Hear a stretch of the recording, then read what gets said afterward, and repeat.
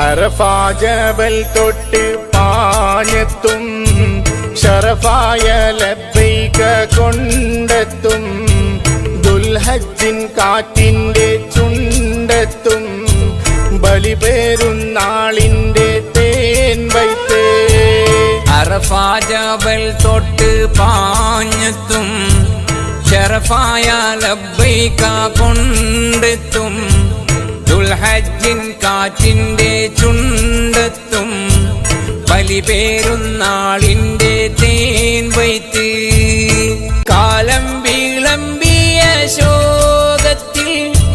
ലോകം വീതുമ്പുന്നു മൂഖത്തിൽ മുത്ത് ഖലീലും മകൻ ഇസ്മായിലും എത്തും സ്മരണയിൽ ഈ ദിനത്തിൽ അറഫാ ജബൽ തൊട്ട് പാഞ്ഞെത്തും